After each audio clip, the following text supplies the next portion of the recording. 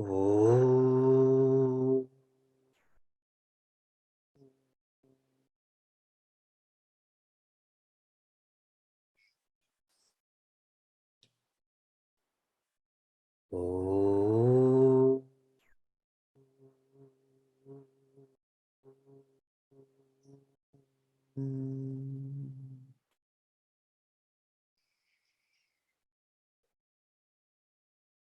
Oh.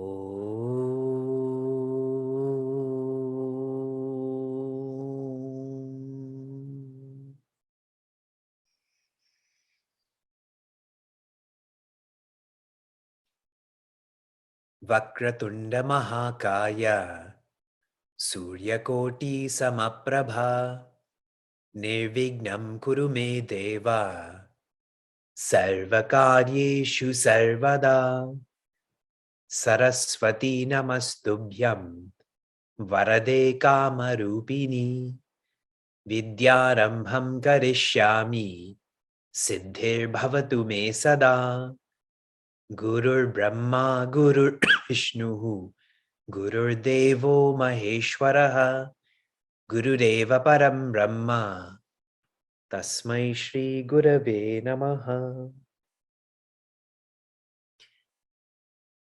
Hari Om and greetings from Niagara Falls. Scientists have inferred that life on our Earth has been around for approximately 4 billion years, with a B. Over the past 4 billion years, 99.99% of species have become extinct.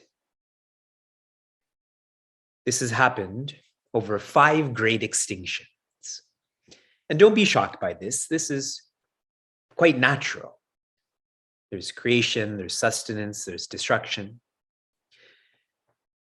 Right now, though, we are in the 6th great extinction.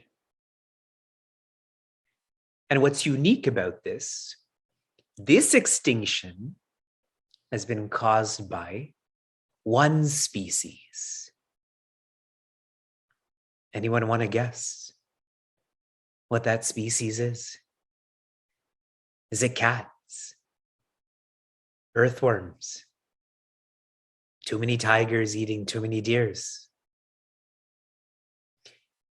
What shocked me the most about what I'm about to tell you, this 6th great extinction has happened in less than 300,000 years.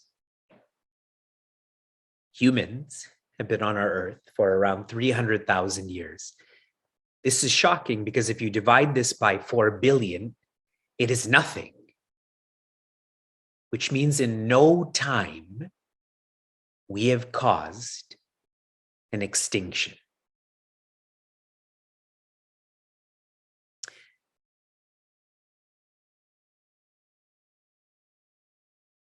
Today I was listening to what is happening in the EU.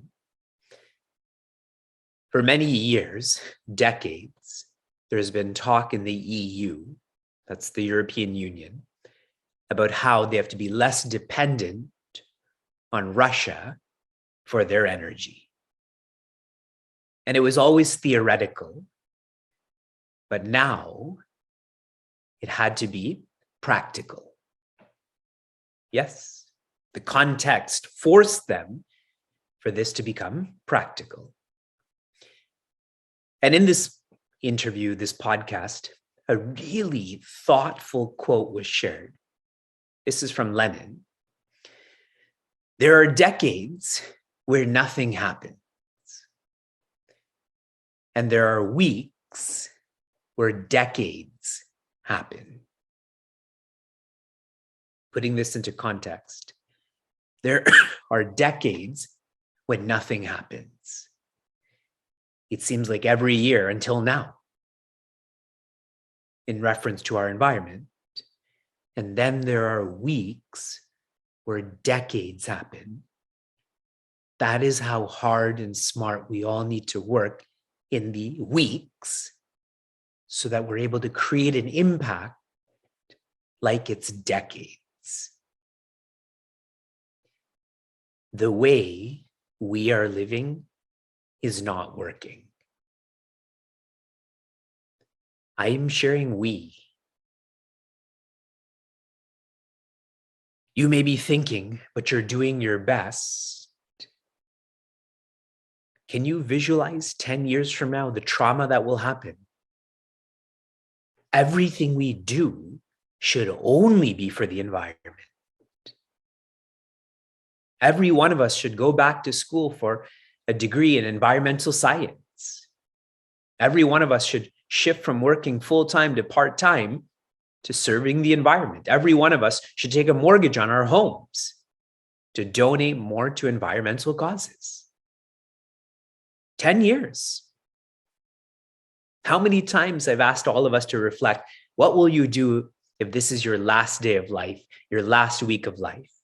And it is very reflective, especially for those in Bhagavatam, because all of this is happening in a week. But just like with the EU, they were forced to shift from theory to practicality. We do too. Since the way we're living is not working, we need guidance. Our Shastra provides Shasana, guidance, instruction on that which is fundamental. It is because of our environment that we have a body. Because of our body, we can evolve. But if you delete environment, you have to delete body, then you have to delete evolution also. If you walk away from our workshop with one message, let that message be that taking doesn't work. That's what we've been doing, and this is not working. We began using our Shastra as a reference, specifically the Upanishad, a perspective of jnana. Upanishad means upa, near, ni, nishchayena, with determination, sad, to destroy. Our Upanishad is guiding us to destroy what we think we know about the environment, to destroy what our present relationship with the environment is, to destroy how we're living with the environment. All of this, the knowing, the relating, the living, needs upliftment, needs shasana, discipline. And we came up with the practices of less chemicals, including what you eat, not just for bees and seeds, but what we eat. And I think I said less habitat, but I'm changing that to less comfort. At the end of the workshop, the dots will be connected. Less comfort. The more we invest in external comfort, the more the environment is dismantled. We continued to Bhagavata, a perspective of bhakti. The word Bhagavata is made up of ta. Ta means, a channel, a boat. Va, the best. Ga, to go, to feel. And bha means our original parent, means our light. So Bhagavata put together means that is the best to feel united with all in front of us and all inside of us. Our references, starting with 10, 22, 33. Aho esham varam janma sarva pranyupajivanam sujanasyeva yesham vai vimukhayanti nartinaha. The key words here are varam, the best. Who is the best? Upajivanam, those who support other lives, other beings. Who is Sri Krishna describing right now? Please share in the chat for those who weren't with us yesterday. The trees, that's right. Our trees are an expression of go. Go means earth. When people think of earth, they think of green. What is that greenery? Trees. Vardhana means to uplift. Govardhana, which is the name of a mountain, has a philosophical implication of uplifting the earth. Who lived like that? Bhagavan Krishna. Who is to live like that? His followers, his bhaktas.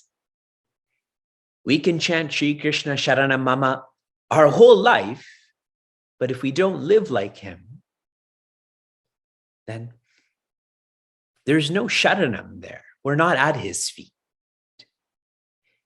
Do you all see Bhagavan Krishna behind me when I move my big head? That's the back of Bhagavan Krishna, which means we're following. Our specific practice, more plants. Less chemicals, less comfort. That is from a perspective of knowledge, now a perspective of devotion, more plants. Our next reference, the 8th section, the 8th chapter, the 7th chapter, I apologize, 7th chapter, the 42nd verse, 8:7:42. Tata karata kritya vyapi halahalam visham abhyakshan mahadevaha kripaya bhuta bhavanaha. Key words, kripaya, out of compassion. For whom? Bhuta bhavanaha, all beings. This verse is referencing who? The earlier one was trees. This verse is describing which presence?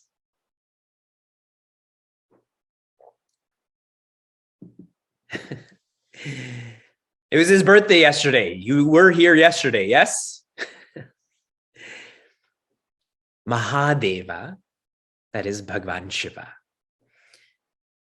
And I shared that another name of his is Karunakara.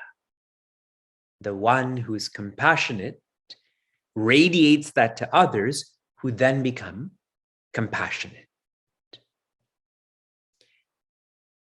When Bhagavan Shiva swallowed the most dangerous substance in creation,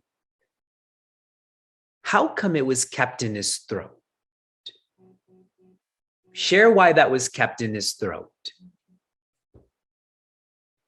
Any insights? Bhagavan Shiva felt that if he swallowed this, whoever is in his heart would be harmed. Who's in Bhagavan Shiva's heart? Bhagavan Narayana. And if he spit it out, who would be harmed? Nara. Narayana in his heart, Nara as in humans outside. So he kept it to not harm anyone inside or outside. Our practice, I cannot remember what I shared with you yesterday, but I'm changing it to more productive.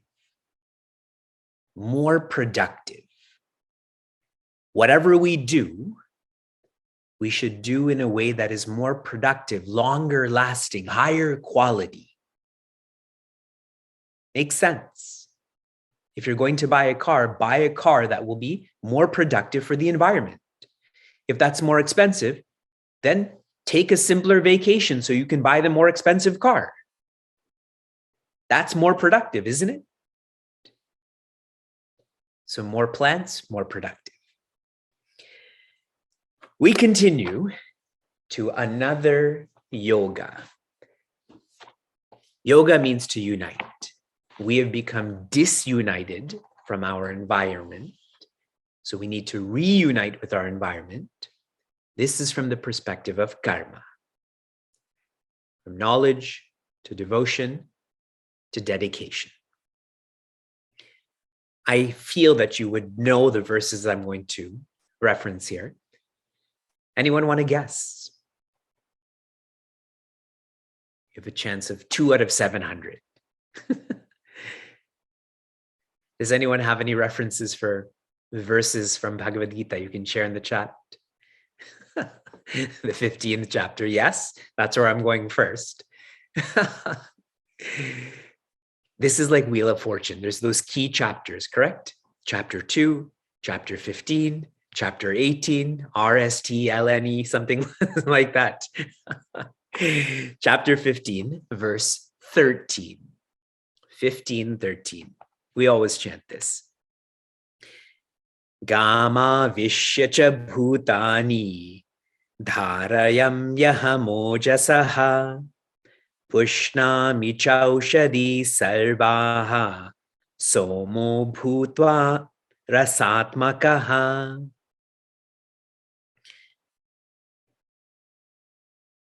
The translation of this,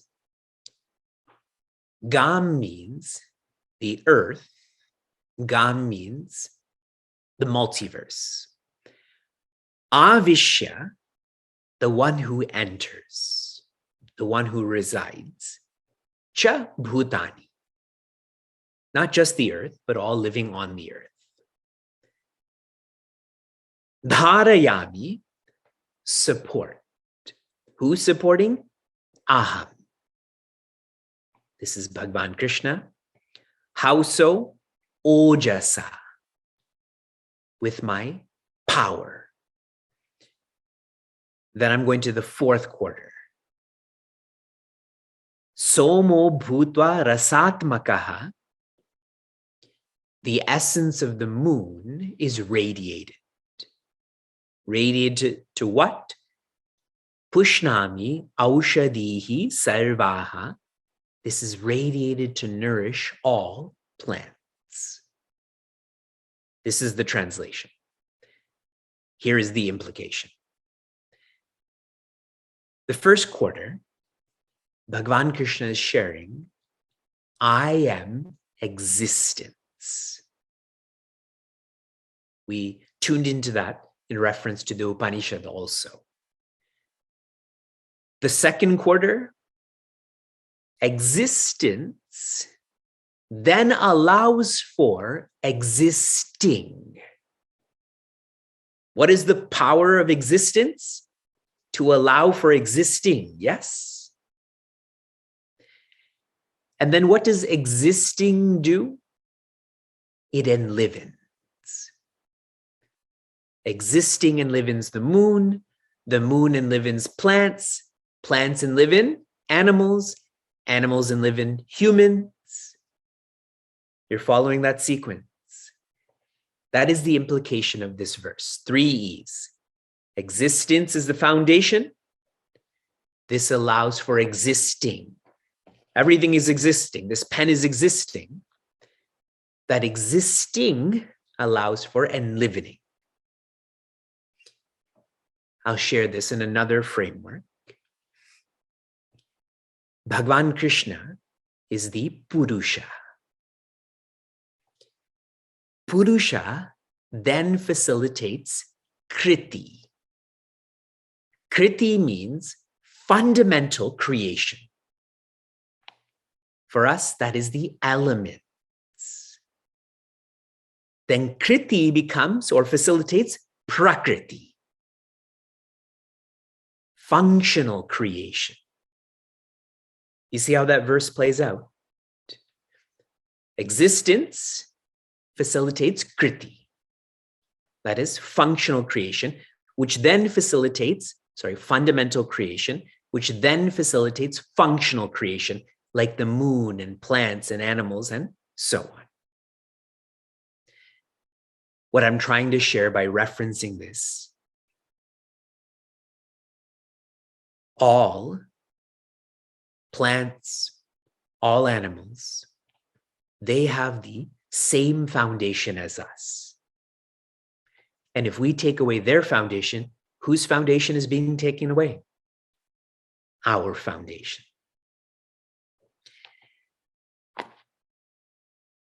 In this workshop, one of you had asked, how do we share this message with our family and friends when they don't resonate with such messaging? And I've been thinking about that a lot. Maybe they don't resonate with Vivek's formula or format of messaging. So what to do then? Reference a master who has a better formula and format. So I'm going to read to you, firstly, from Pujya Swami Chinmayananda. Indeed, it is accepted on all sides that the paddy preserved for seeds is not only to be dried in the sun, but also must lie exposed to the moon. The naturopaths keep some of their preparations, as also the Ayurvedic physicians, exposed to the moon for a certain number of days, and they claim that the medicines thereby gain certain curative powers. So the master is sharing how the application of this verse was practiced and should continue to be practiced. The importance of plants, the importance of the moon. Now another master in a different way, David Suzuki. Do you all know him? No? Okay. You should research David Suzuki, okay? And I'm reading to you an insight of his. But as the top planetary predator, we're one of the species most vulnerable to extinction of other species and our own. If the plants and animals we rely on for food and more become extinct, we're in trouble. We have the intelligence to recognize the crisis and resolve it by pulling back, ceasing activities that contribute to extinctions, and encouraging nature. And this is the best part of this insight. Nature always bats last and wins. That's because it sets the rules. And nature has an ace up its sleeve, time. All the time in the world until the sun burns out and is no more. We have a master of philosophy and a master of science, both sharing the same, this cycle of existence, existing, and living. In all of this, there is no room for destroying. There's enlivening, not taking that away. Our practice, be environmental. Be environmental. If I were to tell all of you, be medical, what do you think that would mean? Be medical. What does that mean?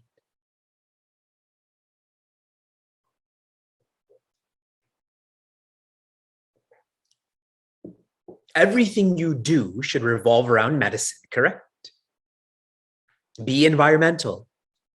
Everything you do should revolve around the environment. Karma, that's what we're focusing on right now, correct? Dedication. One more verse. We're going to chapter 3. We have covered this in Meaningful Mornings. I described this, Ujjaswami Tejomayananda described this as the wheel of life. I shared this as a ladder of life. Annad bhavanti bhutani. This is number 14, if I didn't say that. Annad bhavanti bhutani parjanyat anna sambhavaha yajnat bhavati parjanyaha yajna karma samudbhavam. The translation. Beings come from food. Beings come from food. What is this body called? Annamaya kosha. Very clearly. Where does food come from? Food comes from plants. Food comes from plants. But Sri Krishna here, he lifts this up higher and says rains. Okay? So though food comes from plants, he kind of over generalizes and shares rains. So beings come from food and food comes from rains. Where does rains come from? Rain comes from yajna. Yajna means traditionally sacrifice, but for us, we know this to be dedication. And yajna comes from dharma, which is righteousness or responsibility. Are you following that ladder? Who's on the bottom? We are. We're on the bottom of this rung, yet we have this intention to burn down the whole ladder. We depend on food. Food depends on rain. Rain depends on dedication, and dedication depends on responsibility. Everyone seeing that play out? The implication of this verse is we depend on responsibility. It is our responsibility to be dedicated. Dharma to yajna. Being dedicated to our environment, here, rain and food, is not an option. It is our dharma. And if you feel this is optional, then that would be called adharma, no? Isn't it sad that we have to be activated towards this responsibility? You have the same verses in front of you. I am not exaggerating with what I'm sharing. It is our dharma to engage in yajna. Yajna means dedication. That also implies sacrifice. To sacrifice selfishness and short-term thinking. Another framework which I've referenced many times is we're all born with rinas, debts, to nature's forces, to nature's beings. What do we have to do to those rinas? Dana. If we get, we have to give. If you are sacrificing, that means you're dedicating. These go together. And shared in one more way, another reference I've been making is sadachara, where your lifestyle is aligned, is tuned into nobility, inclusivity. Sadachara creates sahachara. Sahachara means balance. Dedication is balanced by sacrifice. Rinas are balanced by dana. When we are engaged in sadachara, there will be harmony with food and rain. See, can you point out to me dharma and yajna? It's in your mind. What's in your mind then gets expressed as that which is objective, rain and food. Clear? Sharing again, less from Vivek and more from a resource. I shared from Pujaswami Chinmaya and David Suzuki. I'm going to read an article for you, a short piece on the floods that happened in New York City recently. We all think of New York City to be this very developed city with a lot of lights and luxury. Here's another facet of this. For about a year, Roberto Bravo lived in a windowless bedroom. And as I'm reading this, please feel like you're Roberto Bravo. In a Brooklyn house owned by his brother, a dark basement unit he tried to cheer up with personal mementos. A photo of himself in a tuxedo surrounded by friends, and a flag of Ecuador, his home country, that he hung on the wall. On Wednesday night, the apartment turned into a death trap as water gushed into his unit and quickly overwhelmed him. He screamed for help. Please help me. As the water climbed to the ceiling, he never made it out. Cramped basement apartments have long been a prevalent piece of New York City's vast housing stock, a shadowy network of illegal rentals that often lack basic safety features, like more than one way to get out, and that yet are a vital source of shelter for many immigrants like Mr. Bravo. But after Wednesday's record-shattering rainfall, the underground units turned into tormented scenes of life and death. Of the 13 people killed so far in New York City in Wednesday's storm, at least 11 were in basement units. Nearly as many dead as in Louisiana, where Hurricane Ida made landfall earlier this week. That people living in illegal basement apartments face danger is not new, but while the worry has traditionally focused on fires, or to a lesser degree, carbon monoxide poisoning, climate change has now made these low-lying homes increasingly treacherous for a different reason: the likelihood of deadly flooding when a wall of water blocks what is often the only means of escape. This just happened a few months ago. I feel like every one of us has lived in a less comfortable habitat, maybe decades ago, maybe years ago. Climate change. That is people killing people, in addition to animals and plants and stones, which means our earth, water, fire, air.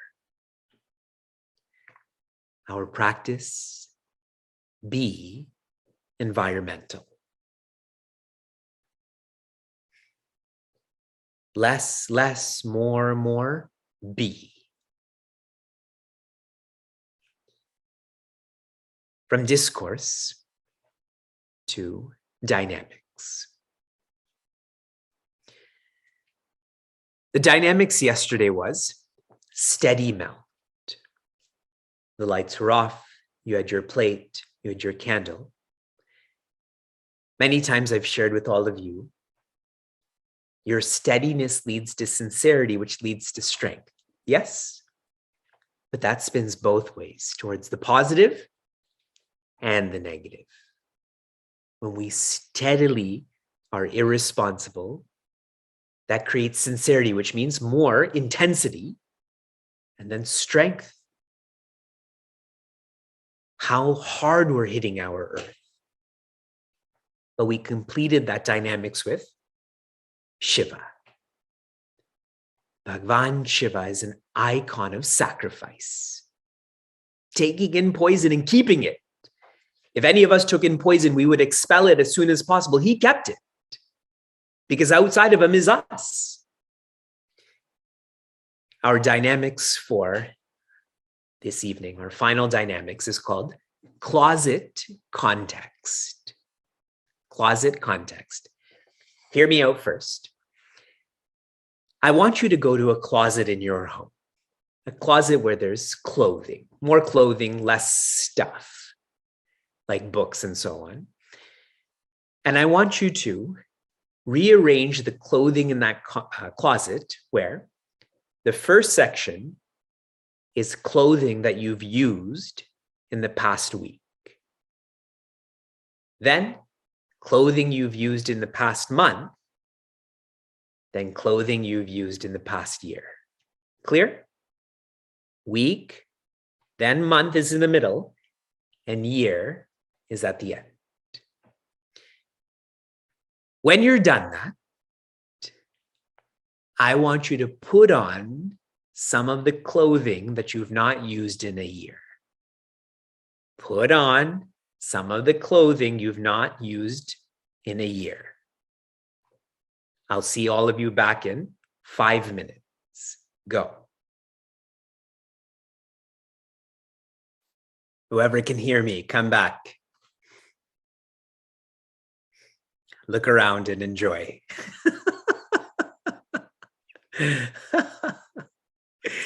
You are all such good sports. Do look around, see what everyone is wearing. I see a lot of seekers changing to their formal Indian attire.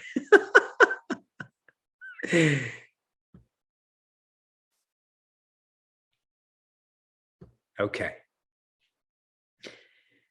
Now what you're going to do, and I said, put on some of that clothing that you've not used in a year, correct? I did say some, not all, correct? Okay. I want you to go outside. Wearing the clothing you're wearing, you cannot add more, including footwear. That was probably in that closet too. I want you to go outside, and I want you to observe the moon. We already referenced a verse with the moon, correct? But if you can't see the moon, it's probably because of clouds. We've already referenced a verse about rains. So go outside, observe the moon, observe the clouds, and then come back. How many minutes? As many as you can endure.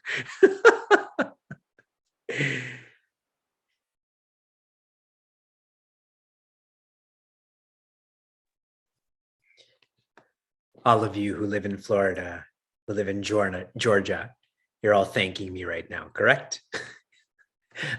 We could stay out there for hours. All of you who live in Cleveland and Toronto and so on, it's snowing outside. A very different experience, no? Okay, you tell me, what is the reflection that we're supposed to be engaged in terms of closet context? You tell me first, then I'll share my observation. When you organized your closet, what were you reflecting on? Share in the chat.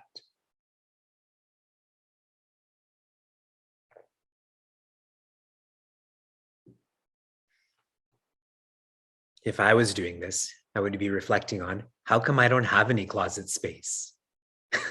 How come I'm 1/4 of this family, but I'm given 4% of the closet space?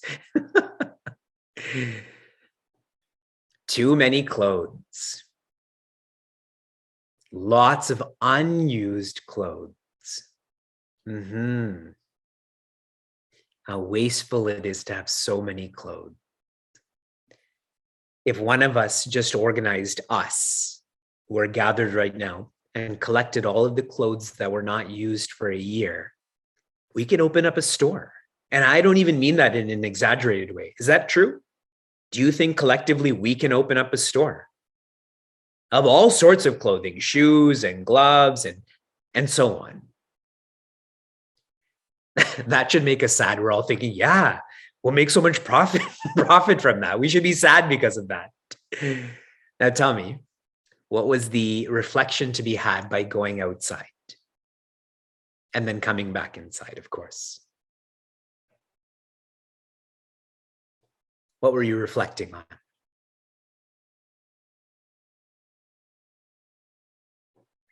It's less comfortable.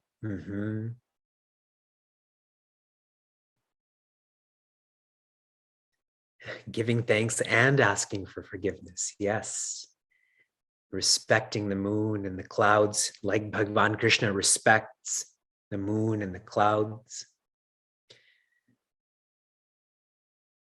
You all came back inside, some of you in a minute. But the way we're living is affecting others who don't have that privilege, correct? To leave the cold, or leave the heat, or leave the rain, or leave the lack of rain. We went outside, we smiled, we came back inside. It's completely different. Every time I use the word Bhagwan, Bhagwan is the one who is powerful. We are the ones who are powerless. A powerful being is only powerful if they help those who are powerless. Otherwise, they're not powerful. If you think carefully about your life and my life, when I say you, I mean me too. If we don't share our privilege, then we are underprivileged. And that's awful because it shows how much we're taking for granted our privilege. Like being able to come back inside. I'm referencing that again. Any questions from anyone? Ravinji, go ahead.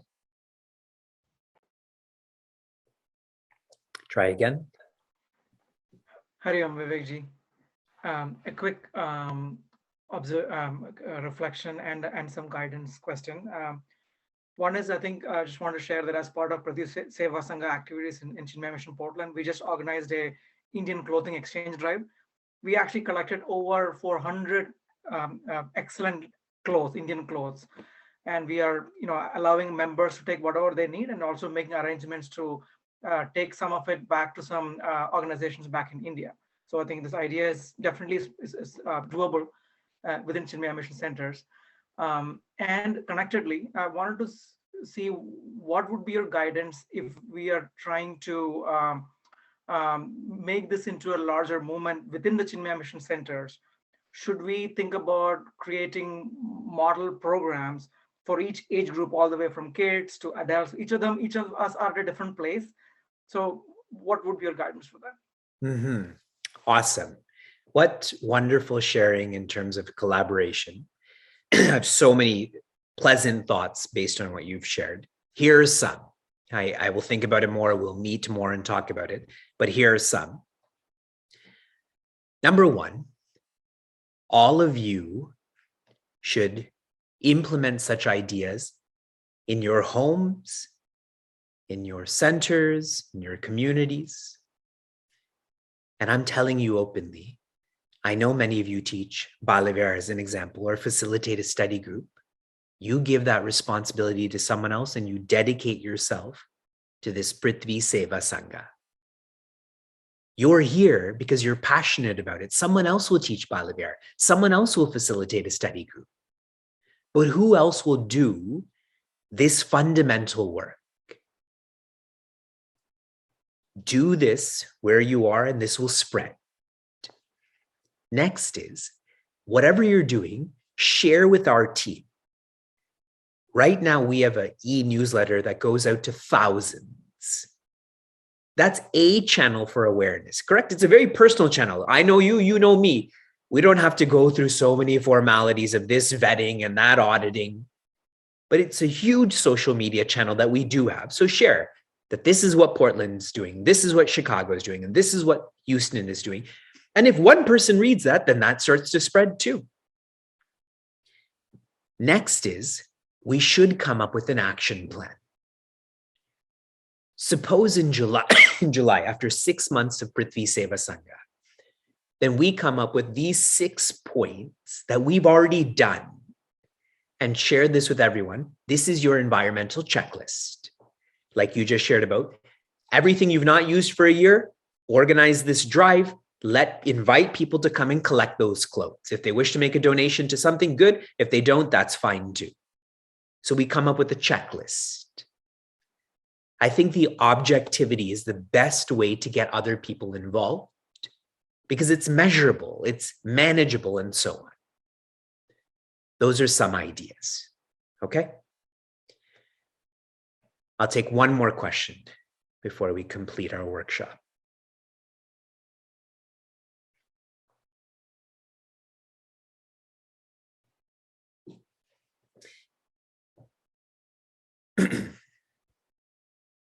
Tulasiji, ask away. And you look great in your new kurti. Vivekji, when this pandemic happened 2 years ago, I went through all my closets and I have at least 25 saris I wasn't wearing. So I folded them all, put it in a suitcase. I want to donate them, but I don't know how to approach.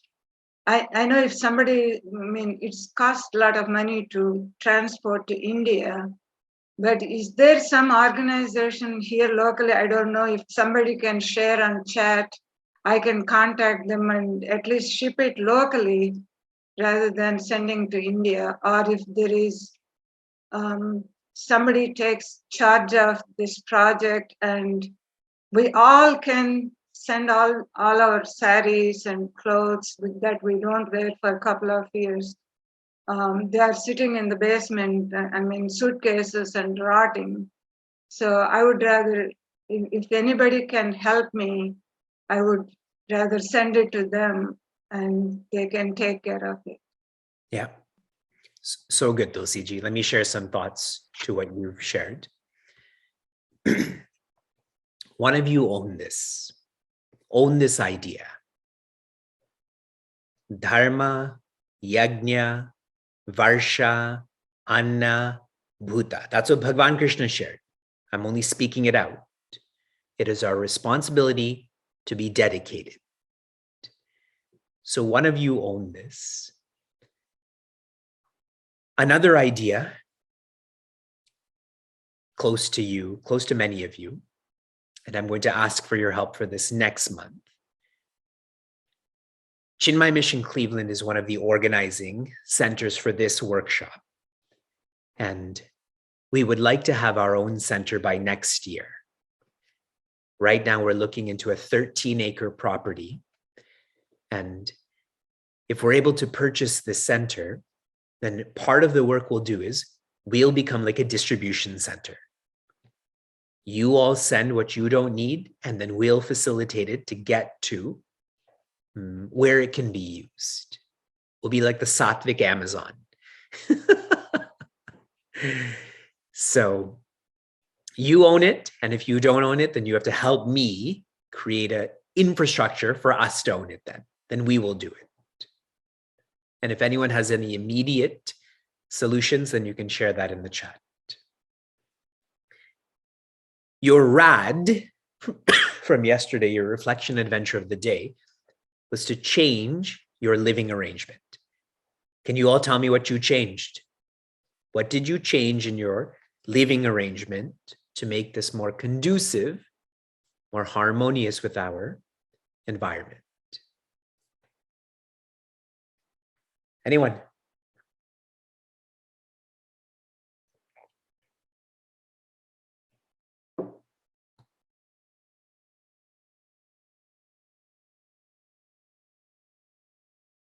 You found a timer for your showers. Right on.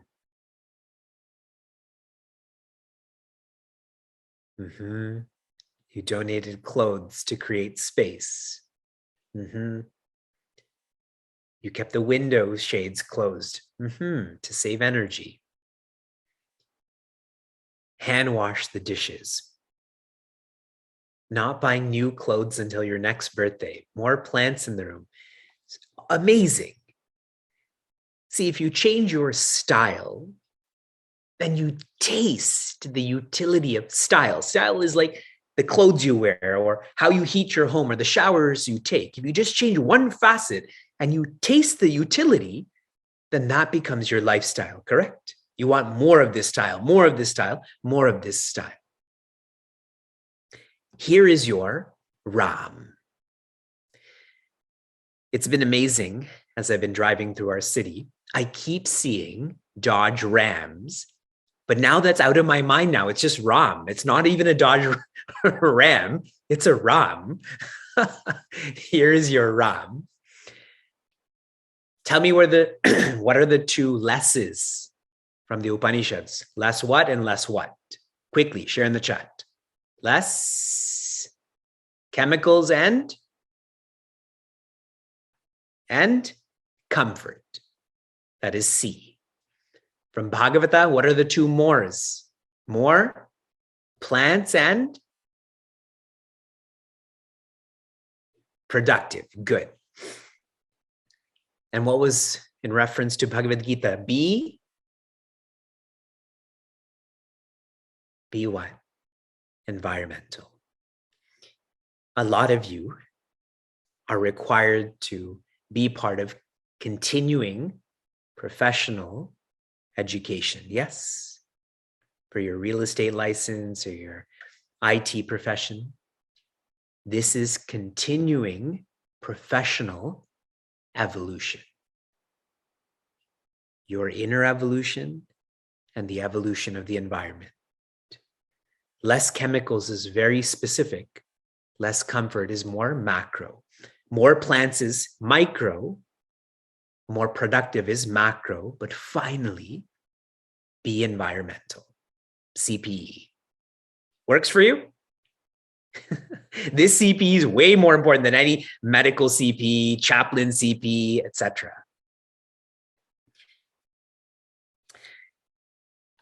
This has been one of my favorite workshops. It reminds me very much of Moha Mudgara. It's just a hammer to delusion in case of Acharya Shankara. For us, the urgency for us to engage in sadachara. My steady, sincere, and strong gratitude to all of you, night after night after night after night. Who's not busy? Still, you have made this a priority. And my appreciation to our crew who just is in tune with God's work. So gratitude and appreciation. Sarve bhavantu sukhinaha, sarve santu niramayaha, sarve bhadrani pashyantu, ma kaschid dukkha bhag bhavet. Om Shanti Shanti Shantihi. Harihi Om Shri Gurubhyo Namaha. Harihi Om. Be safe, be sound, be serene, be joy.